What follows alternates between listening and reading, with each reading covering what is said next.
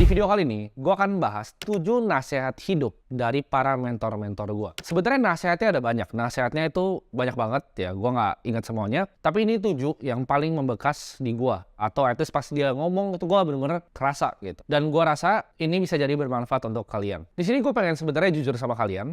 Gue nggak akan ada di posisi seperti ini kalau bukan mentor-mentor gue yang berbaik hati mau meluangkan waktu mereka untuk ngajarin orang kayak gue. Gue nggak terlahir dari keluarga yang kaya ya. Sampai sekarang gue masih biayain orang tua gue. Dan gue sebenarnya dari kecil gue nggak dapet ya ibaratnya nasihat tentang bisnis, mentorship tentang bisnis dari kedua orang tua gue. Jadi di sini gue mau sharingin ke kalian yang gue dapetin dari mentor-mentor gue. Gue yakin kalau 7 nasihat ini bermanfaat untuk gue, pasti at least ada sedikit manfaat untuk kalian. Mungkin kalian ada tanya, oh lu bohongan kali mentornya triliunan ya. Jadi ini gue pilih 3 karena ini 3 yang gue paling dekat. Maksudnya dekat itu apa? Ini gue bukan cuma sekedar sekali ketemu, tapi gue memang ketemu secara rutin untuk belajar dari beliau-beliau ini semua. Dan mereka itu punya track record karir yang sangat baik di industrinya masing-masing. Jadi di respective fields-nya mereka adalah orang-orang yang terbaik. Jadi dari intinya 7 nasihat ini dari 3 orang. Gue akan sebutin industrinya. Kalau misalnya gue sebutin namanya, gue yakin kalian pasti tahu. Tapi gue nggak mau nyangkutin nama orang di video gue. Jadi yang pertama itu adalah salah satu, ini jadi 3-3-nya itu bukan cuma triliuner, tapi multi-triliuner. Ya, yang triliunnya T-nya nggak cuma 1 T gitu uangnya, berlipat-lipat. Satu tuh dari grup private equity, ya. Satu lagi dari dunia cryptocurrency, satu lagi tuh dari media dan retail. Jadi gue belajar banyak sama 3 orang ini. Memang itu industri agak diverse, tapi gue yakin ada yang bisa kalian ambil. Mungkin dari 7 nasihat ini, nggak semuanya tuh tentang bisnis ataupun investasi, ada juga yang tentang hidup, tapi gue akan coba rangkum jadi 7. Ini adalah saran yang pertama dan menurut gue paling sebenarnya counterintuitif dan susah untuk dijalanin. Ini saran dari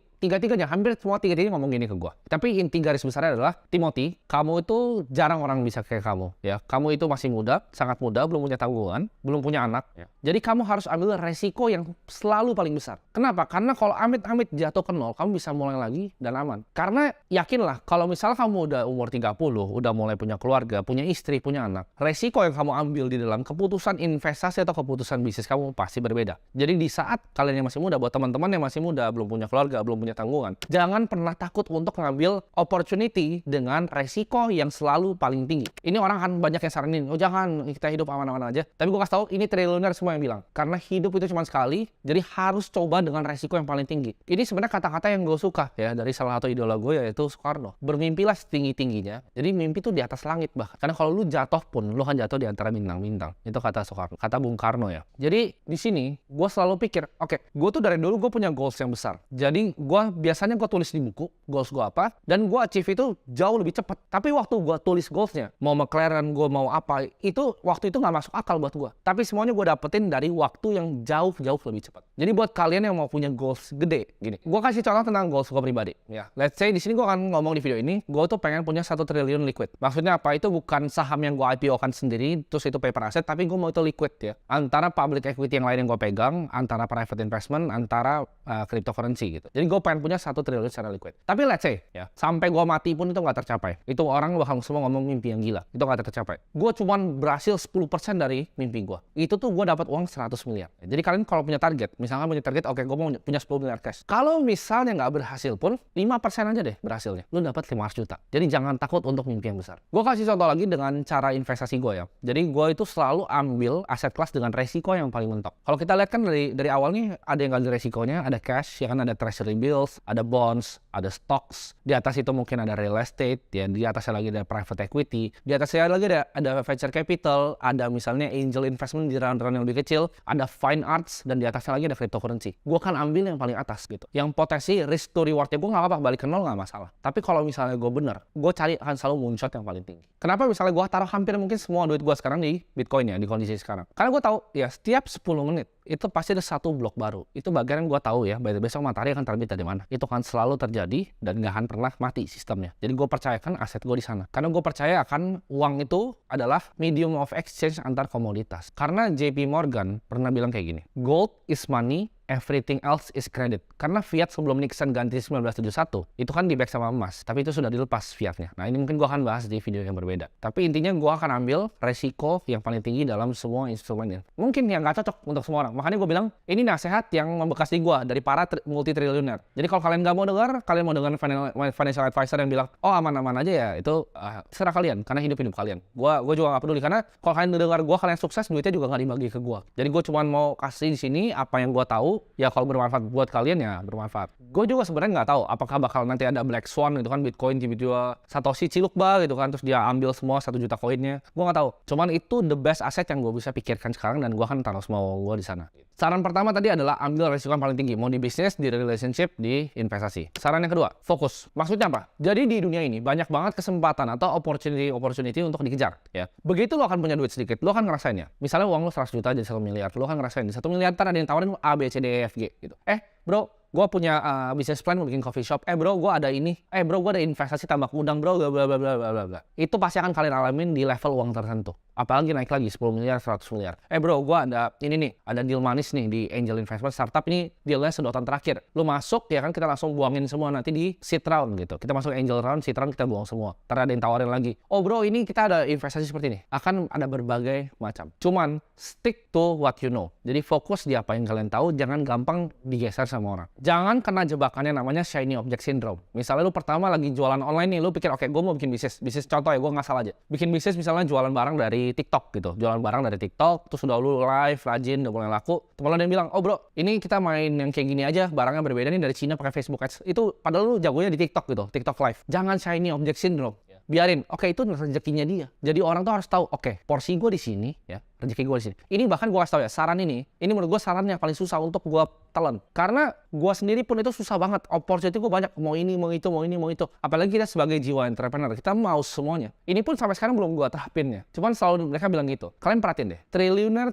di dunia itu rata-rata cuma satu industri. Dia fokus di satu, jadi yang terbaik dari semua orang dan ciptakan value yang sebesar-besarnya. Commit untuk achieve mastery di satu bidang. Ibaratnya lu bisa bend ya dunia ini atau universe ini ke kemauan lo, asal lo pilih satu hal. Ibaratnya nikmatin aja semuanya, telannya tai-tainya, dan jadinya terbaik di hal itu. Nah, saran ketiga, jangan pernah ragu sama diri kalian sendiri. Maksudnya apa? Kita sebagai pengusaha, sebagai investor atau siapapun itu, kita adalah kapten dari kapal kita sendiri. Jangan pernah ragu sama diri kita untuk bisa nyetir kapalnya, yaitu kapal itu kehidupan kita dan kita adalah kaptennya. Gini ya, gue coba gambarin itu paling gampang pakai kapal. Kita sebagai kapten, kita nggak tahu ada badai apa di depan. Ada badai gila di depan. Tapi yang kita bisa lakukan adalah gimana caranya kita setir kapalnya yang terbaik yang bisa kita lakukan untuk nggak tenggelam. Apalagi kalau udah jelas badainya kelihatan jelas gitu. Kayak teman kalian ngajak-ngajak judi gitu. Udah tahu itu udah jelas gitu. Udah langsung setir aja ke samping. Kita harus punya percaya diri untuk bisa nyetir kapal kita ke arah yang kita mau. Sama kayak tadi, fokusnya tuh balik lagi ke kapalnya. Kita tujuannya nih ke sini. Jangan tawarin A, tawarin B. Ini kita mancing dulu ya sini. Jangan gitu. Anggap misalnya hidup ini kapal dan itu seperti badai ya. Misalnya ini kita adalah hidup kita. Kita mau misalnya investasi 100 juta rupiah. Tapi ada badai. Badainya apa? Oh, orang tua kita tiba-tiba sakit. Oh, tiba-tiba misalnya kita mesti kasih uang ke adik kita untuk biaya kuliah. Oh, kita mesti sisihkan untuk orang tua. Kita jadi sandwich generation, kita nggak bisa ngapa-ngapain. Bahkan nggak disupport sama orang tua. Kita nggak bisa kontrol badainya. Memang sudah ada gitu. Ya, orang kebanyakan tuh komplain tentang badainya. Itu kapten yang bodoh.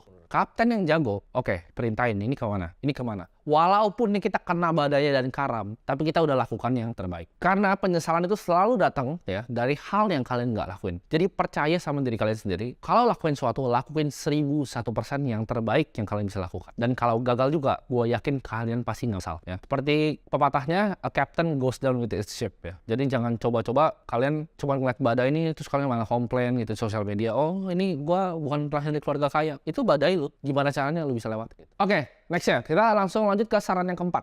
Saran keempat ini sebenarnya gue mau taruh paling belakang. Gue mau taruh yang ke nomor 7. Jadi pas gue konsepin videonya, ini buat kalian yang tahu, gue biasa bikin video ini unscripted. Jadi ini gue pikirin sendiri, pakai notes biasanya di HP. Ini tadi yang keempat ini mau gue pindahin ke nomor 7 karena ini saran yang belum bisa gue lakukan. Tapi semuanya kasih tahu gue, tapi gue entah kenapa gue masih belum bisa dengerin. Jadi gue harap gue akan sampaikan juga ke kalian. Semoga ya kalian mau dengerin dari mereka nih, para multi triliuner ini. Semuanya kan ada yang beberapa yang udah berumur ya. Jadi semuanya bilang jaga kesehatan. Cuman ini gue susah dengar ya, kalian itu masih ada rokok di belakang ya. Jaga kesehatan itu jangan ngerokok ya, lakuin yang lain, kurangin gula ya kan, perhatikan dietmu, olahraga. Mungkin kedengaran kayak bullshit, gue juga percaya lah. Gue pas dikasih gitu gue kayak oh ya udahlah, jangan minum terlalu banyak gitu ya. Minum boleh lah sekali-sekali katanya, cuman jangan yang minum setiap malam gitu. Itu sebenarnya gampang untuk dikasih tahu ke orang, tapi untuk gue praktekkan gue nggak akan bilang, karena gue orangnya waktu walk the talk ya. Jadi kalau gue nggak praktekkan, gue nggak akan bilang gue praktekkan di sini. Meskipun gue mencoba yang terbaik ya, meskipun gue mencoba yang terbaik. Nah, saran kelima, jadi ini bagus banget sarannya. Kan saran keempat tadi kesehatan, saran kelima adalah hal yang compounding itu bukan cuma uang ya, bukan cuma bahkan ilmu. Kalian pikir gue ngomong ilmu, enggak. Yang compounding itu bukan ilmu, tapi namanya adalah goodwill atau kebaikan. Jadi ini gue pernah baca salah satu bukunya, gue lupa siapa nulis judul bukunya, itu adalah Influence. Jadi gue akan kredit ke bukunya juga, karena gue sambungin dari sarannya para mentor gue ini ke dalam buku-buku yang gue bacain.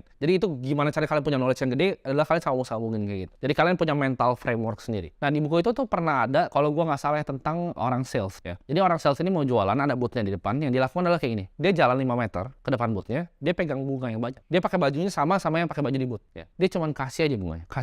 Orang ketanya, ini berapa harganya? Enggak, ini buat kamu. Dia senyum gitu, ramah banget. Orang lihat ke depan, oh bajunya sama, orang beli produknya naik 30% bayar. Cuman karena dia cuma beli bunga kecilnya, kasih. Jadi ini psikologinya manusia. Kalau lu mau bisa influence people, lu harus kasih mereka value. Lu harus kasih mereka kebaikan ya. Jadi kebaikannya lu tanam ke orang-orang di sekitar lu, itu percayalah, suatu hari pasti akan balik ke lu lagi. Kenapa gue bikin video ini? Kalian tanya, katanya kayak ngapain sih AdSense? AdSense tuh biasa gue sumbangin, by the way ya. Jadi buat yang tanya, oh lu kaya dari AdSense? Kagak, beneran gue gak kaya dari AdSense. Gue bikin YouTube ini karena gue pengen compound goodwill gue ke kalian. Karena you never know, suatu saat ada satu dari kalian yang jadi founder apa gitu. Tiba-tiba kontak gue lagi bilang, kok dulu gue pernah belajar dari video lu. Itu akan bikin gue senang banget, dan siapa tahu kita bisa partneran ke depannya. Jadi yang gue lakukan adalah gue menabur kebaikan, karena gue jujur dalam hati gue mau jadi kalian orang yang lebih baik ya. Orang yang lebih baik secara finansial, orang yang lebih baik secara bisnis kalian grow, investasi kalian juga grow. Karena dengan 3 ini gue yakin kalian akan jadi manusia yang lebih baik. Ini contoh, lu misalnya bayarin teman lu makan, walaupun lu gak ngomong ke dia, tapi next ya biasanya dia akan tawarin, oh gue yang bayar kali ini. Nah itu kebiasaannya manusia. Jadi kalau goodwill tuh kalian compound, itu juga compoundingnya begini, scale-nya linear ke atas. Jadi relasi yang gue selalu bangun, kalian tanya, gimana cara gue bisa punya mentor ya kan, apa yang harus gue lakukan? Relasi ini yang gue bangun, itu gue jaga dengan sangat baik. Ini sedikit tips kalau ketemu orang baru, selalu ingat namanya. Ini dari buku Dale Carnegie, How to Win Friends and Influence People. Nama orangnya itu adalah hal terindah di kupingnya mereka. Jadi selalu ingat nama orang pas pertama kali ketemu. Jangan lu lupa atau bodo amat namanya siapa. Ingat namanya orang, karena gue yakin mereka pasti akan ingat. Dan terus tumpuk bantu orang lain tanpa minta balasan apapun. Bantu dengan hati kalian, bantu dengan kebaikan kalian. Ini mungkin sarannya kalian bakal bingung, kenapa nggak ada bisnis investasi yang kenapa jadi begini saran hidup gitu. Tapi ini yang menurut gue paling berbekas di gue ya. Jadi gue nggak coba untuk jadi Mario Teguh. Gue paling nggak suka ya kalian bilang, oh makasih bang ya, motivator. Gue serius, gue tuh bukan sama sekali motivator ya. Jadi jangan klasifikasiin gue sebagai motivator. Gue cuma pengen sharing apa yang gue tahu. Oke, saran yang keenam ya dari semua konglo ini. Caranya adalah punya super long term mindset. Jadi punya pemikiran yang super jauh. Bedanya orang nggak punya duit sama yang punya duit. Orang yang nggak punya duit mikir, oh ini hari ini makan apa? Oh hari ini cari duit dari mana? Oh hari ini kita mau nipu siapa? Sedangkan orang kaya, mereka mikirnya jauh ya. Orang wealthy itu mikirnya jauh. Jauh essence 10, 20, dan 30 tahun ke depan, apa strategi gue dan apa yang gue mau eksekusi day by day. Panjang mikirnya. Nggak cuma beli saham, oke 1% kabur. Bisa ya. Jadi ini gue nggak akan mengeneralisir, nanti dipotong lagi. Jadi gue nggak akan mengeneralisir semua. Bisa ya. Tapi mau duit berapa? Apakah duit 1 triliun mau tektok kayak gitu? Jawabannya enggak kan? Nggak ada kan yang kayak gitu ya. Semuanya pasti cari cara paling efisien untuk bisa punya long term thinking. Caranya adalah kita punya plan yang panjang dan kita bisa stick secara disiplin untuk eksekusi plan itu. Jadi kita bilang, oke, gue mau bikin toko kelontong gitu. Toko kelontongnya gue mau ekspansi 10 tahun ke depan. Lu fokus disiplin gitu. Nggak lihat kanan, nggak lihat kiri. Oh temen jualan ikan hias, mau ikan hias. Oh temen jadi videographer, mau jadi videographer. Nggak. Toko kelontong, 10 tahun disiplin. Oke, gue datang setiap hari. Orang hari Minggu tutup, gue buka hari Minggu 24 jam. Kerja lebih keras dari semua orang, punya disiplin dan punya tanggung jawab. Ini sebenarnya yang paling susah untuk gue lakukan karena gue adalah anak muda ya. Jadi gue ngerti banget kesusahan ini. Gue tuh nggak bisa mikir long term gitu. Gue pengen mikir, oh ini mau cuan cepat gimana caranya. Cuman semua orang itu bilang, lu mau kayak gitu mau sampai berapa sih uang lu?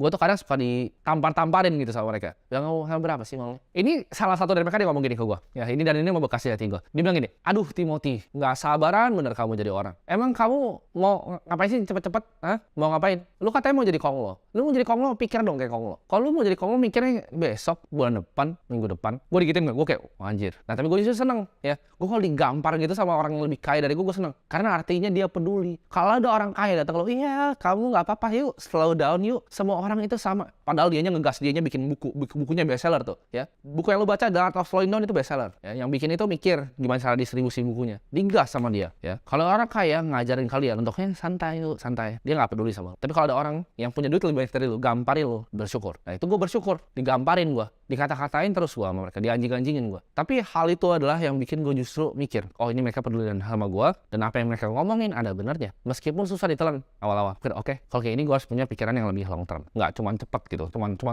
hit and run, tembak hit and run gitu. Cari plan yang long term, yang kita bisa stick secara disiplin. Oke, saran yang terakhir, yaitu saran yang ketujuh. Ini akan lebih condong ke investasi ya, daripada bisnis dan daripada kehidupan. Ini probably yang merubah semua hidup gue dan semua cara investasi gue. Ada satu yang ngomong gue ini, hal terpenting dari sebuah investasi, apapun itu ya, adalah cuma satu kuncinya Timothy, asset allocation. Waktu itu gue nggak ngerti maksudnya apa. Cuman kalau secara simpelnya, gue akan gambarin kalian begini. Orang tuh terlalu banyak di sosial media ya, apalagi influencer saham, finance, keuangan. Wah, pamer 3%, cuan 2%. Bahkan teman kalian banyak tuh di Saudi. Pertanyaannya masuk berapa? Lo masuk berapa, bos? 1%. Ya, lo cantik kasih berapa? Dirt money 10%, lo beggar kali 2 20%. Berapa yang lo masuk ya? Jadi asset allocation ini adalah kuncinya. Aset yang lo masukin ke hal yang lo punya conviction itu berapa? Lo bisa lihat ya. Semua triliuner ini yang gue sebutin di sini, mereka tuh concentrated semua di satu bisnis rata-rata. Ya satu atau dua bisnis atau udah beranak konglomerasinya. Satu bisnis yang kayak gimana? Contohnya misalnya, rata-rata orang kaya itu mereka nggak beli saham, tapi mereka bikin saham. Ya mereka bikin perusahaan dengan governance yang bagus, mereka masukin IPO di bursa. Karena valuasi yang real adalah valuasi dari bursa. Itu adalah valuasi yang paling asli. Ya kalau kalian ngomong, startup bla bla bla, raise $100 juta, bullshit. Real valuasi itu adalah ada di Bursa Efek Indonesia. Begitu saham udah listed, uang kalian yang tadinya cuma di angan-angan jadi paper asset. Rata-rata yang gua sebutin di sini, mereka concentrated positionnya. Jadi pegang 20% dari perusahaan TBK yang 50 triliun, contohnya.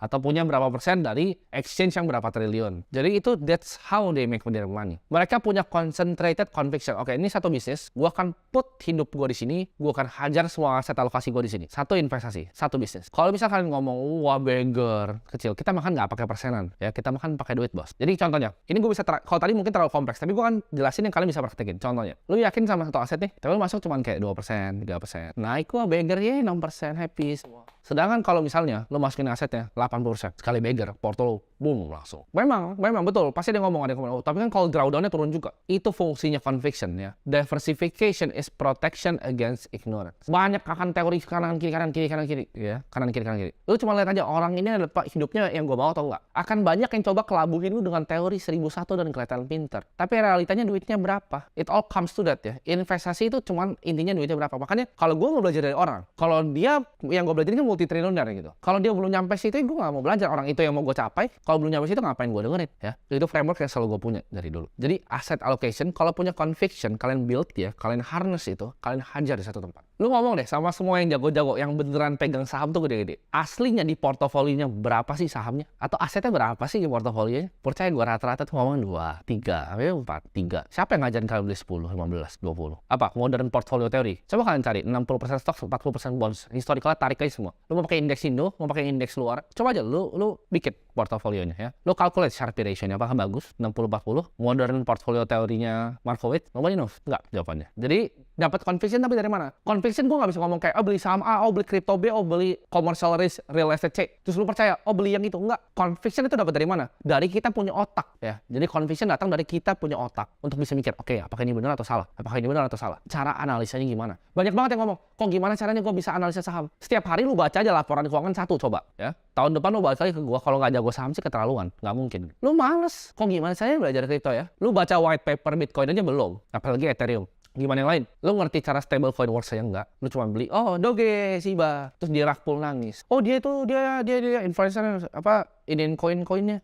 Pom-pom, lu yang bego gitu. Belajar. Jadi jangan beli aset tanpa conviction, tanpa research, tanpa diteliti secara dalam. Karena ya kalau lu bisa bikin portofolio ya yang sedemikian rupa setahun 12% aja. Gue nggak ngomong banyak-banyak. 12% per tahun ya. Itu uang lu 6 tahun udah double. 12% per tahun ya. Dan itu nggak susah bikinnya. Dibanding lu coba masuk ke kecil-kecil. Ada 100, ada besok turun lagi 300 kali, besok naik lagi 100. Masukinnya semua di portofolionya nih, udah ada alokasinya di berapa, stocks, bonds, real estate di mana, gold, Bitcoin. Rapihin itu, bikin satu ya, asset allocation-nya, lu hajar semuanya, jebret ke situ. Beres ya. Nggak usah pusing-pusing, taruh. Gue juga gitu ke sana. Gue lihat, oke ini gue suka asetnya, taruh ya semuanya. Begitu naik situ, mantap. Turun juga sedih. Tapi gue udah belajar untuk kontrol emosinya. Karena gue yakin, begitu turun ya beli lagi, diskon. Kos kaki di Mangga Dojo kalau diskon lo beli, kenapa aset yang lo yakin tadi awalnya terus diskon lo takut? Bergetar hati ya kan? Merah, bergetar. Itu dia, nggak punya mentalnya. Kalian mau jadi kaya, mentalnya nggak punya. Nah, satu lagi ya, ini masih kegabung dalam semua portofolio teori ini. ini adalah namanya barbell strategi.